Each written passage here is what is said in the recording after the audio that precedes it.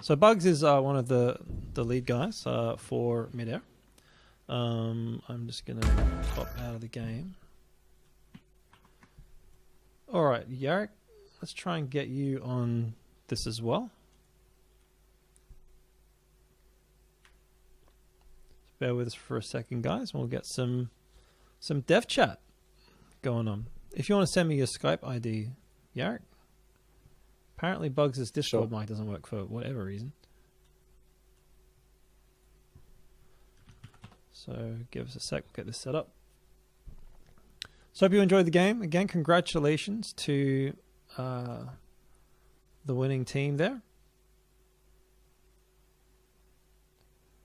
The Bioderms. I mean, they had the best run through the round robin, right? So they did. Blood Eagle was a very close second. So yeah, Bioderms dominated all in all. Okay. And you know what? An all-round pretty... Those guys, like, obviously Kantara's capping and Snowy with the double capper stood out. But, you know, every time we look back at Base Vendetta and those guys were... And Next Wish doing a great job on defense. And then Colonel Blair and Xandrax doing some great clearance stuff. They were a really well-rounded team. All right, I'm going to call Bugspray. I'm going to try and bring you in as well. Add contacts. Where is it? There should be a way to add someone else. Hey, can you hear me? I can. One sec. Awesome. I'm just going to try and get Yarrick on with us as well. Add people. There we go. Okay. Hopefully he's just around the corner.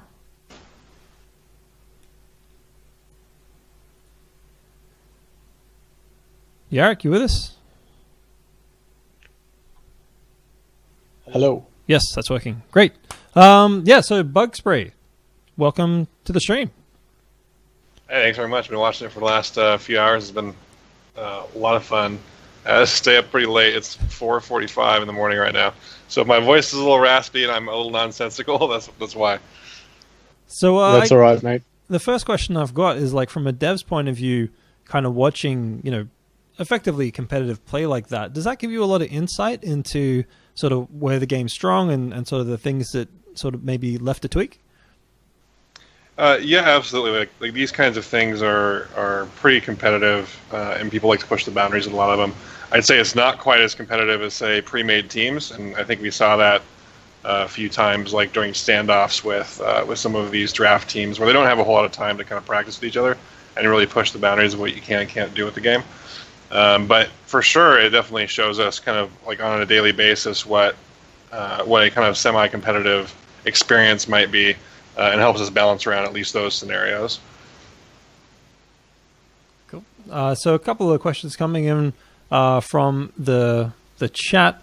Will the game have the same amount of large, elaborate bases as Tribes 2 did? They're a big part of the game. Yeah, so that's something that we're definitely really interested in bringing back. A lot of the maps we have right now have some bases. They aren't quite as big and elaborate as the Tribes 2 bases, or even some of the Tribes 1 bases, if you remember way back when. But yeah, it's something that, like, I know personally I had a lot of fun playing when I was kind of newer to the genre, and you know, because you can go and hide or kind of like put a little you know, do some kind of sneaky tactics to kind of get in through certain tunnels or hold certain areas, and those kind of things are really fun when you have enough space to go out and do that stuff. And it's just kind of a more interesting indoor combat kind of game when you get those kinds of opportunities. So it's something that we're definitely looking at moving forward. And you see some, actually, we do have some bigger maps, like Ignitus that you saw played even in this tournament, that are bigger than maps that you've seen, are kind of already with the full art treatment and that sort of thing. They're currently in prototype mode, but those are things that we're definitely looking at expanding, because they're pretty crucial to kind of a fun base experience. Fair enough. And with the release of the game coming out in sort of early 2018, from your perspective, what's going to change between now and then? Like, what have you kind of got to get done before that release happens? Well, I think you're going to see a lot of the same old. if you look at the last several patches, every patch we're releasing new content, whether it's new maps, new items, new guns, other new kinds of new features, the polishing of existing features. You'll continue to see that. In particular, one of the things we'll be focusing on from a technology standpoint is introducing a lot of the features that we said we would be delivering during Kickstarter that are crucial to like bringing new players into the game, keeping the game interesting over longer periods of time. So things like, like a matchmaking system. We promised demos, a demo distribution system where you can download demos from your previous match histories and play them in the game, so you can go make cool montages or review kind of things that you did or the other teams did, things like that. We'll also be working on our progression system, adding the cosmetic items, and again, like I said, kind of continuing the pace of development for other kinds of like actual gameplay content as we go along and do these. Cool. Yarrick, got anything you'd like to throw Bugspray's way? Yeah. For starters, I just want to say that I think from what we saw there's I haven't played a lot of Midair, 50 hours roughly, but one thing that I've appreciated about it so far is that there's attention to detail on the design of some of the maps from the point of view, really from a player's perspective, and I think we saw that in the Snowfall map. Snowfall, yeah. Yeah, curving out the inside of that map, inside of that base, and so on. I think those little touches really refine the gameplay and make it playable. What do you think, having watched the last few hours of we played maps that were no vehicles versus maps that had the vehicles? How do you think the vehicle implementation's going? We didn't see any players using any tanks, for example. And from a competitive, I guess, esports standpoint, from the viewer's point of view, do we think the vehicles are an essential part of it? I think the Shrikes were interesting to watch, but then some people would say they're a bit OP. What's your sort of thoughts on how the vehicles are going? Yeah, so I'll start off with the maps kind of comment that you made. A lot of those maps play very differently, and we do try to add a lot of polish and kind of interesting features to them. That's why you see a lot of these prototype maps out early, because we want to try new things. So we have a lot of maps. I think I mentioned in a PC Gamer interview that we had 59 map iterations. That doesn't mean 59 maps, because there are some that span multiple game types, and we count each one of those in each of the, or in the total 59. But we do like to iterate on these pretty frequently when we can, to change how the gameplay works and kind of settle on kind of neat features for a lot of these. And of course, the Snowfall map is inspired by a classic Tribes 1 map. And so we've kind of improved on it there to kind of, bring it to the speed of Midair in many ways. And you can see how a lot of them have different ways that they get played and different outcomes. So looking at some of the maps like Snowfall or Howling Spires, with the scores were a little bit lower compared to, say, like Toller or Ignitus, where the cap numbers were higher.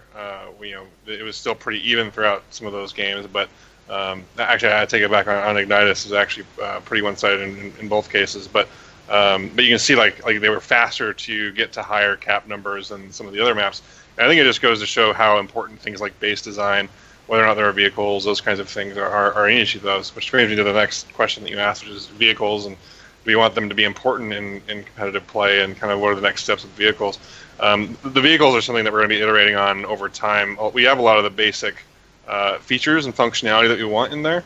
We're actually going to see something pretty soon where we're going to be iterating on vehicles overall and also counters to vehicles. So some of the stuff that we're working on are things like vehicle shields, missile launchers to kind of help take down vehicles, because there are some great players in the game who currently already have kind of mastered things like the air fighter, and they can do a lot of damage and ruin cap routes and do a lot of stuff from pretty far away and just dominate the skies. And we think that great players who do very well in the fighter should still be rewarded in that way. But we also need realistic counters to them. And right now there aren't any shields, so as you do chip damage over time, as your team chain guns the air fighter out of the air, eventually it'll go down, or if you get your own air fighter up in the air.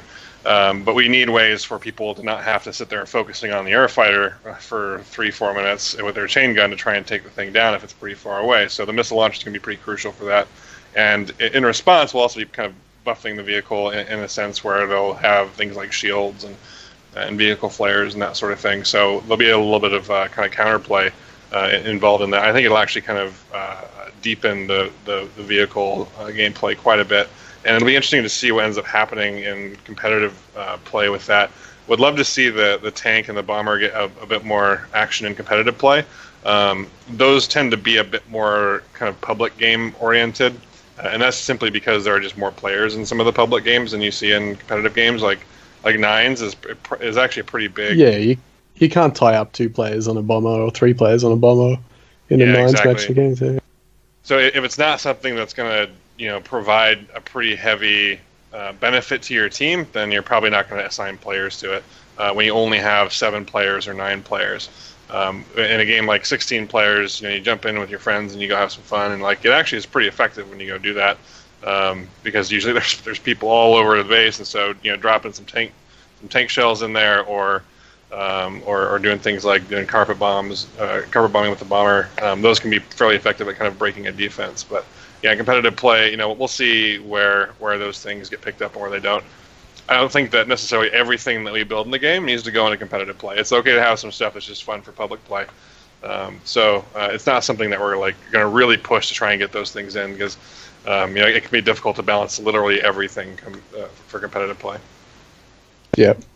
Oh, it's good to see there's constant updates and stuff. I mean, even a few hours before we came on, there was a patch that addressed a couple of little things, and from a spectator point of view, I like the fact that when someone dies, it didn't just you remained on that player and stuff like that. So it's good to see it all moving along, and those little things do make a big difference for us that are trying to already adopt using it for this sort of tournament style. The one last thing I wanted to ask you was, most of what I've seen is people wanting to play LT. So it seems to be no matter how much effort goes into all the other aspects of the game, day to day, most people are just wanting to play light. It's really interesting. I think there are definitely 2 major camps of people who want to play CTF gameplay. And I say that those 2 camps make up the majority of Midair players as well. I think there are a bunch of people who want to play base. I think it also is just more difficult to get base games up and running. It is also a bit more it's more of a nod to the old days, the old kind of games as opposed to LCTF, which is more fast paced. You spawn an armor, you just go kill dudes and grab flags and stuff. There definitely is a divide there, and you see it kind of in the community where people are kind of poking at each other and commenting on my game type isn't getting enough attention, but yours is, or this or that. And I think at least in the pubs that I've seen in North America, that's where I'm at. So I'm in Seattle. It kind of goes back and forth between whether or not you hop on in a public game is playing light CTF or if they're playing base CTF. I think right now, light CTF, given our kind of player numbers and our player counts, it's just easier to get going and get started because you can get 3, 4, 5 people in there and get a decent game going. With base, you really need more than 5 people on each team in order to get kind of balanced. You have an offense, you have a defense, your base isn't always down. You have a capper. There's as many roles you need to fill in base CTF. So it's something where we're hoping that as the player count increases over time, that we'll see more base gameplay happening. But it's also something we're looking at in general. Like, what are the great things about LCTF that kind of make it a bit more casual and more streamlined, and what can we bring to base CTF to try and wean people to a game mode that just has more going on in it. I think that's going to offer people just more gameplay options over time. A couple other questions from the chat. We've got Kill Time was asking about the possibility of having custom clan skins. Is that on the roadmap? No current plan on custom clan skins, but we'd love to hear kind of what you want to see if you want to see something like that. The skin stuff is a little tricky because right now all skins we'll be making are kind of custom made. You'll be able to earn those through kind of unlocks or purchasing them or things like that. So doing things like clan skins would kind of be a little complex, given that we're kind of holding the keys of the kingdom regarding skins. So we'd have to actually build a system for that. Yeah. And then build skins that can accommodate things like team logos or tags or things like that. So we have some interesting ideas where teams might be able to kind of brand stuff. But yeah, tell us kind of what you want to see, and we'll see if we can maybe go do something there. Okay. Yeah, we talked about LT and base, so that's fine. I don't see any other questions in the chat. Will there be team Bioderm statues in all maps? All right. Team Bioderms.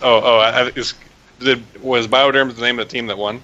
It was. Yeah. I'm not sure if that's what the guy's talking about. Mandelbaum, I don't remember seeing him on the server unless his Twitch name's different from his game name. Yeah. Yeah. Well, maybe, you know. Well, we'll see about that. No guarantees. The thing is, like a community tournament where you're calling stuff Bioderms and Diamond Sword and stuff is okay, but putting something like that in our game probably be a little bit right iffy. I'm sure. As I said, though, understanding. I don't know, you know, from your point of view if it's an easy thing or not, but in game, if there is a way to set the team names, I think that I really do think that that's something that would help a lot, and especially once the clan scene gets up and running, you know, people want to hear their clan getting cast out over the calls and all that sort of thing.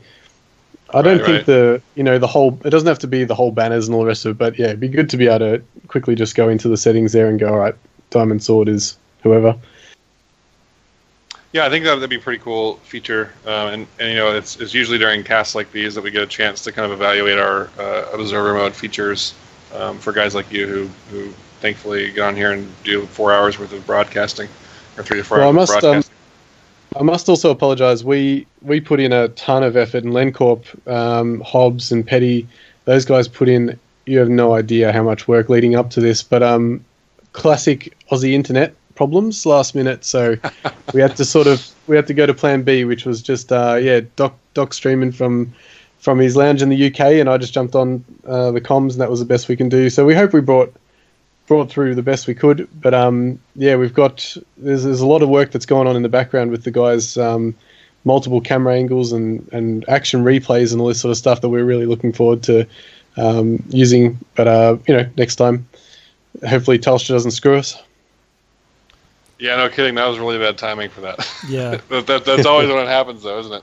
But you know what? The game's still shone. Like we've got like personally no vested interest in like blowing smoke up the game's ass, but just from my point of view, we really came in with like the last minute Plan B, and yet the teams pulled out good games. The maps were good. You know, it was genuinely exciting in the final there and everything. It was good. I'm really happy with the way things have gone, and you guys just keep doing what you're doing.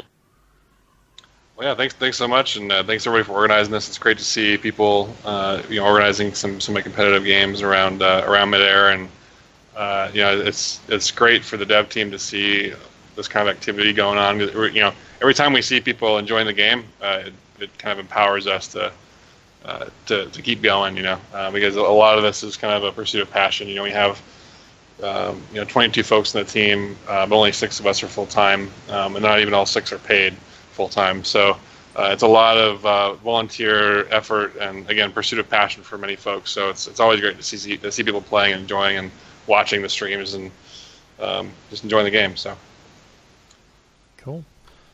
All right. We should probably let you crash. Sort of 4:30 for you or something. 5 a.m. maybe. Yes, it's 5 a.m. here now, so I should probably go to sleep. There's a marketing meeting at 9, so we'll see if I get up for that one. Good luck with that. Thank you. Thanks for your time, Bugspray. Like it's great to have the voice of the dev team come out and drop some knowledge. So yeah, be good to have you back sometime. Yeah, absolutely. Just let me know when I can help out anytime. Cool. No worries. Have a good one. Anytime. Do you hear that? Anytime. 4 a.m. on a Tuesday. No worries. Preferably not then, but yeah, anytime you need. No worries. Thanks, buddy. All right, we'll let you go. All right, see you, mate. I'll see you guys. Yarrick, you're still on the Discord?